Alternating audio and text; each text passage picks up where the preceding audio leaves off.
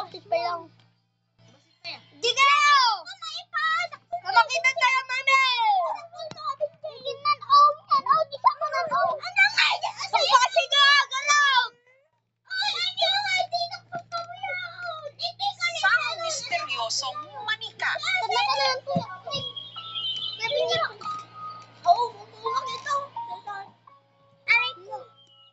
BR, Roland, and si Matt Jason, and Sir. Shout out. Ano pangalan mo? Sharon. Shout out po sa kanila. Baliktad mo. YouTuber po ako. Hindi, tanga.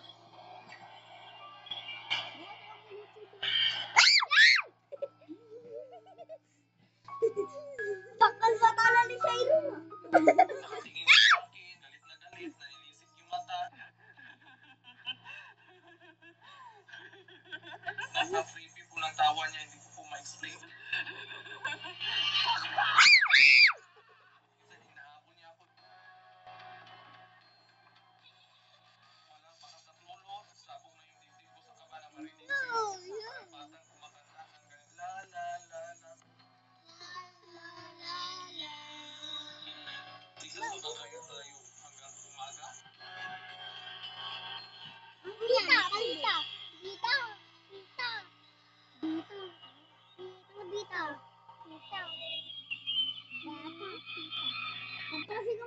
Nung bata pa po kami ng mga pinsan ko, doon na po kami tumatambay sa kanila upang manood ng TV. Lahat po ng mga kaibigan ko, takot po kay Bita kasi dinidisplay lang po yan sa labas sa kanilang terrace. Baksulong na. Ay, ba din ang baksulong? Gigingin kasi nalaon.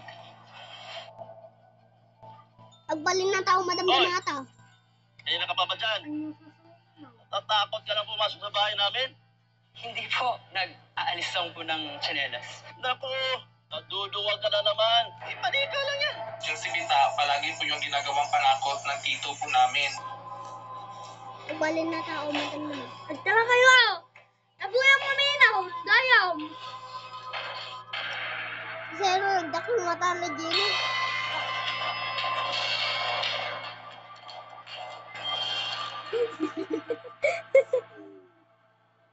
Nung ako ay sinilang noong 2000, si Bita ay parang kalbo na, maitim na yung mukha niya, may sira na sa bandang paa niya, sa bandang balikat niya, Kapagid ka! yung mga mata niya, nawala na yung pilik mata, yung mga mata niya ay hindi na yung nangungusap na parang masaya, yung parang tumitingin ka sa mga mata niya, parang may banta sa buhay mo. Mutay na ka. Sarap na.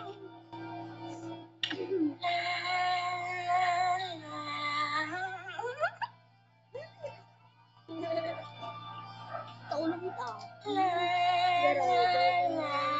Dakkan. Ang kaya siksipan na.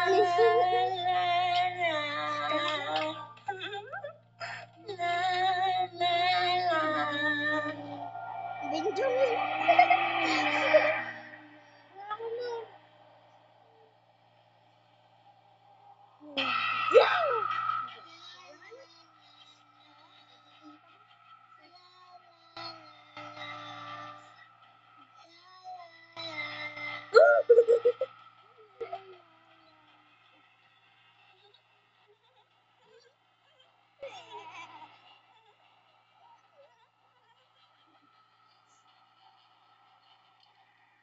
Panrumar bakla.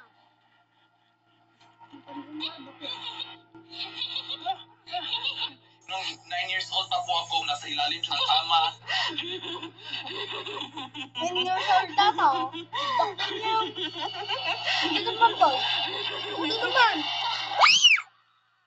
Nakatingin siya sa akin, galit na galit, nanilisik yung mata, napaka-creepy po ng tawa niya, hindi ko po ma-explain. Ba't ko kami galing diro pa na to? No. Stop na.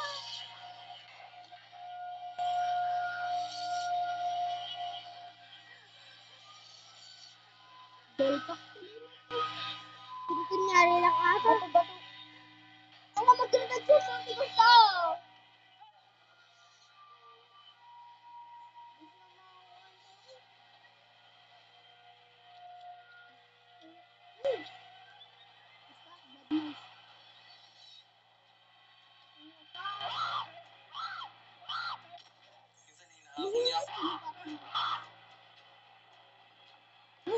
Hindi na ako makatakbo. Walang bakas at lolo.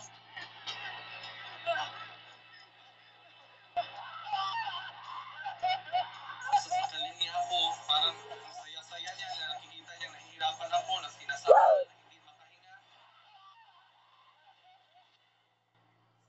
Ay, bakla. Kala ko nga hindi na ako magigising noon. Kaya noon, sinabihan ko ako ng mama ko na magdasal palagi bago matulog. Oh. Okay, ma. Noong 1974 ay napunta si Bita sa poder nila nanay at tatay. Maputi pa yung mukha niya, yung katawan niya, mataas pa po yung buhok niya. Talagang maaaliw ka kapag laruan mo siya. Isa siyang patiplipal type na doll. Tumikat siya ng mga 50s and 60s. Pwede mo siyang palakarin para siyang tao talaga na naglalakad. Bakulog. Yung galing ko na.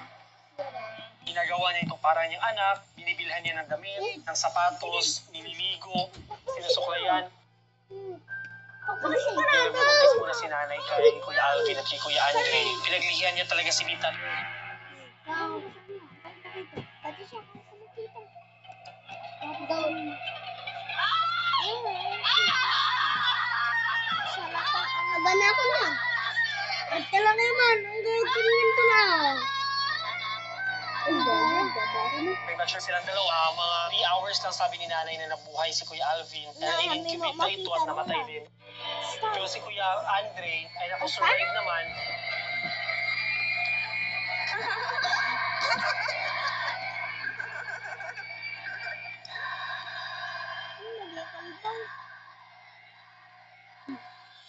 Meron pangaraw mga nakakakita na ang manika nabubuhay. Bakit na makita mo ito manito?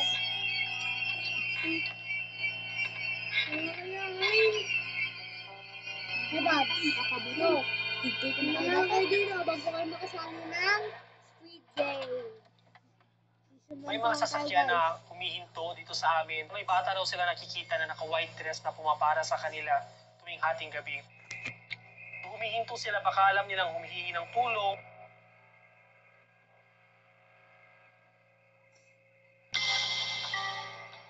Pero kapag huminto na sila, wala na silang makikita, para naglaho na.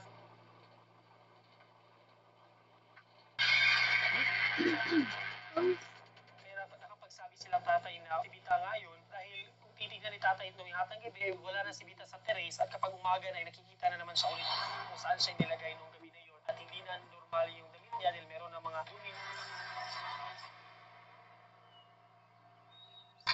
Daging.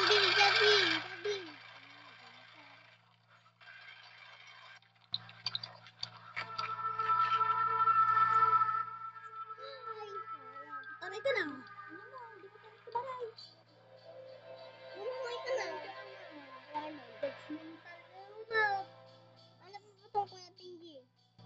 Mawag-utang ka ng judgmental yan. Matan. Kagaling ka.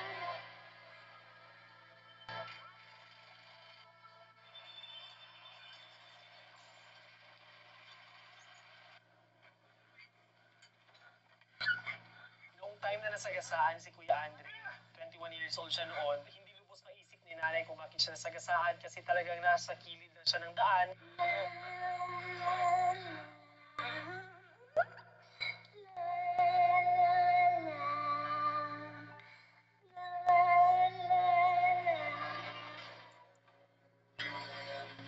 May sentimental values na kasi since 1960, every time may family reunion, lahat po ng family trip ng pamilya namin, kilala po talaga nila si Bita. Talagang napakarami na nasaksihan ni Bita mo lahat ng mga kasiyahan, mga kalungkutan. Pag-uwi ko sa gabing iyon, ay dumiretso ako sa kusina. Kita ko si Bita nasa kilid ng pintuan, nakasandal sa pader.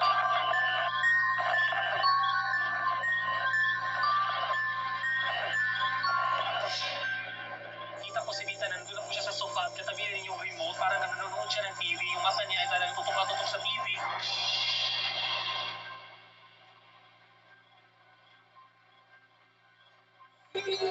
Pati manig ka, gawin ko yan.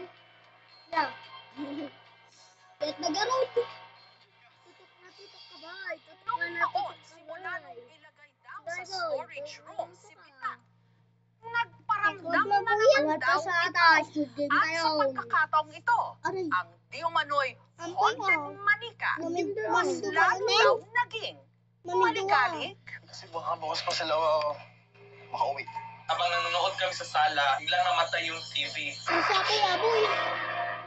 Tinignan namin yung saksakan ng TV, hindi naman siya natanggal.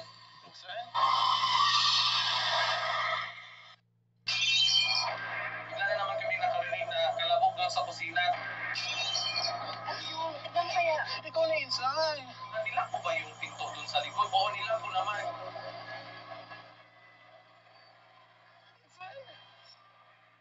Doon na po kami nagulat. Pagtingin namin sa kusina, nandun na po si Binta sa sahig. Hindi na ka ba?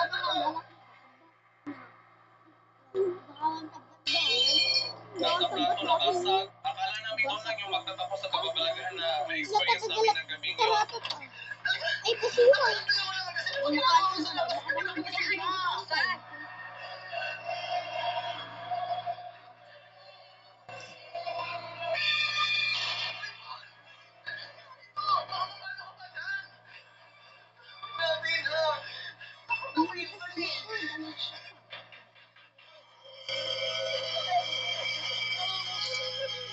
Narinig ko ulit yung pagkatok. Medyo palakas. Tok, tok, tok.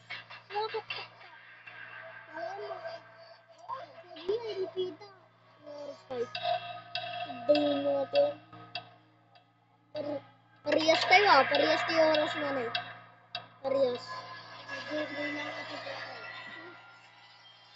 Hindi gastos ka ah.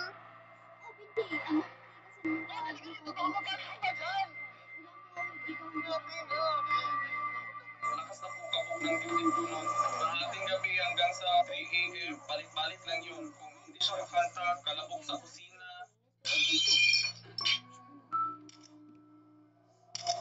Maglalakad na naman doon sa sala. Marinig ko talaga yung mga yabag ng paa. Hindi na po ako nakatulog noon. Ligtas na ba kaya tayo hanggang umaga? Bye guys. See you tomorrow. Dito tayo ngayon sa loob ng bodega kung saan namin nilagay yung steel box na pinaglalagyan ni Mika. Nakahiga lamang siya kasama yung ibang mga gamit na